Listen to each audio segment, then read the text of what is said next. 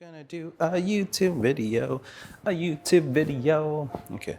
Hi, I know it's a little different from the usual format that you're used to, but I just want to do things a bit more differently and a little bit more slower paced, away from the 1 minute to 30-second format. Someone recently told me that my TikToks were too long and that's why I'm not getting more followers. So from now on. Yeah, here we are with the YouTube video.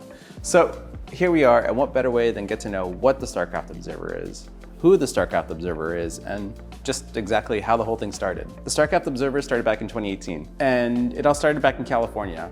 I'd just become a dad. Aww. Hey yo, what the fuck? I was the only one supporting my family at the time, and putting my then wife through school full time, and I was able to because after years of working really hard in IT, I managed to land a job at UCLA, working at the Student Affairs Department. What's up, brother? Something I thought would never have been possible, especially after never earning my degree in IT. And even through the whole interview process, I just had my doubts because I felt like I was going up against a bunch of other people with master's and bachelor's degrees, you know, attending this university in California that everybody talks about. I've never gone to a university. I attended community college, so that was my whole thinking was I applied for this job and everybody's gonna be applying for it. And sure enough, I got it. But as with all things, there was a catch.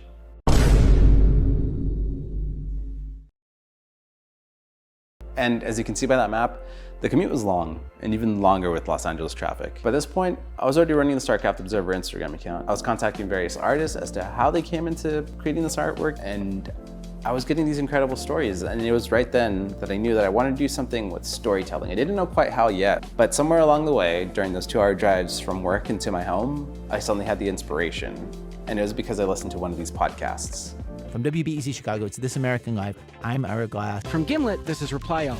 I'm Alex Goldman. And I'm BJ Vogt. I'm Alex Bloomberg, and this is Without Fail. And then after that moment, I realized instead of sharing this various artwork, why not share these incredible stories from the artists and the community coming directly from them? After being inspired and finally having a direction of where I wanted to go, I started looking into microphones, audio interfaces, recording software, soundproofing. I won't get into any of these in this video, but the idea is to just get started. I would say I had a bit an unfair advantage early on because when I started working on these stories and editing and cutting everything just started coming back to me naturally. Because when I was a kid, my brother had gone to the Los Angeles Film School, and every night I would watch him cut and paste these scenes together to create a certain cut. And from time to time, he would ask me if a certain cut that he made just made sense. And I was like, oh, so this is how a movie's made. Like, you take these camera angles, you put them together to tell a story and just make it make sense. Oh my gosh, we got another cloud. We got a cloud. And as for mixing audio and recording, that started coming naturally to me too, because my pianist, when I was in a band, yes, I was in a band, was going to Los Angeles recording school 2 years after we graduated. And when it came to our music, we were recording everything in a garage, but with his experience, he just made it sound really, really good. And that was one of the reactions we constantly get from our listeners, was that like they couldn't believe that all this was recorded in a garage. The reason why it sounded so good, and this is one thing that he would always say, is as long as you have proper mic technique, a good mic, it's gonna sound good. Obviously, there's a bunch of other things that you can do to make it sound good, but the result of him having proper mic technique and just knowing these things just always sounded good. So that was another thing that came naturally to me as well. So flash forward to 2020, I know it took a bit of time, but we finally put out an episode. We finally put out the first episode of the StarCraft Observer titled, Why Do You Love StarCraft? And it all stems back from when I started that Instagram account and was interacting with all these various artists. So I took to social media and asked everybody if they would like to participate in a podcast that talks about StarCraft. And the first episode would be about why do they love StarCraft?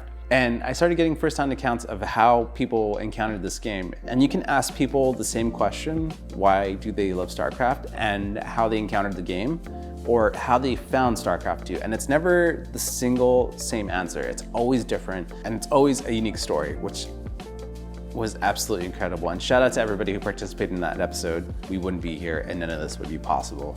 And over time, I started creating more episodes. And to go along with all that, I started creating these short videos where I was just expressing my gripes about StarCraft and why I love StarCraft, or certain things I hated about StarCraft, all into these 1 minute, 30-second format videos, which not only help promote the podcast, but they were just fun to do. So I'm not gonna say things are perfect. The content had to take a break, the podcast had to take a break, and we just had to take care of things in our personal life. In my personal life, that is, to just take care of ourselves and just get through whatever it was that we were going through at the time. But the important part was that we kept going. So during this whole time, I didn't realize how much of an impact I was having on the community, because if you remember, this was 2020. So we had all been in lockdown up until this point. So I was making all these videos from home in my living room, somewhere randomly in my house, just not with anybody and not outside. I think my biggest moment of realization was when I went to Home Story Cup in 2022. Home Story Cup has been an event that I've been wanting to go to since its first inception in 2010. And now that we're at a lockdown and I was going through this new change in my life, I just wanted to go. And I did.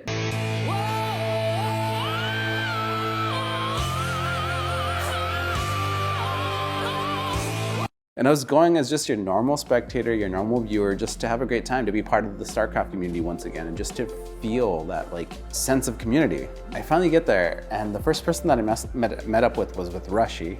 Hi, Rushy. And he was just a great guy. He's really awesome to be with and just hang out with. And I also met up with a Holy Hit, amazing person as well, and a few others along the way.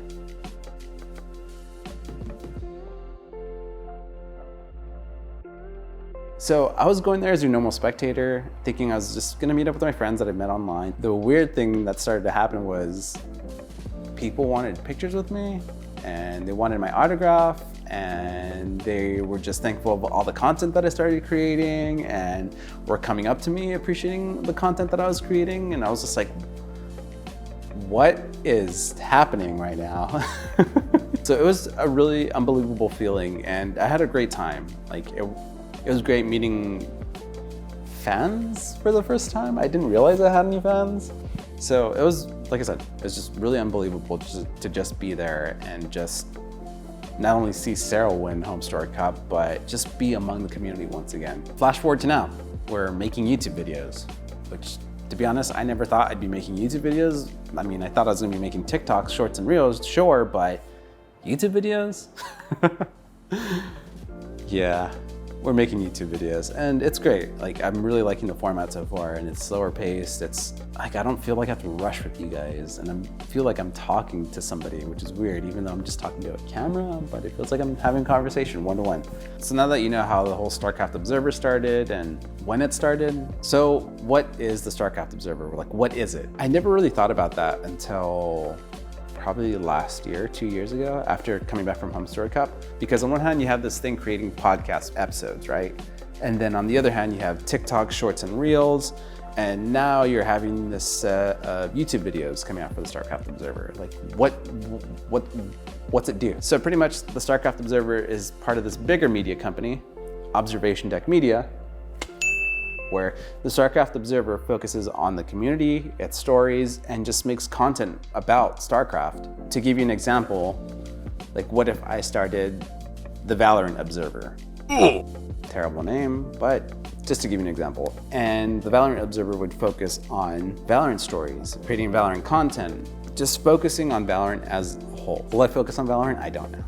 But that's just to give you an example, and it's part of Observation Deck Media. So basically I want this media company to focus on different gaming communities, create stories within those communities, and just to bring everybody together. And the hope is to one day bring all these people who share the same passion as I do for StarCraft, but for their respective communities, and help them create TikToks, help them create videos, help them create podcasts, and just bring all these passionate people together to create a company. Hopefully one day we'll see. But that is the dream, and that is where I'm heading.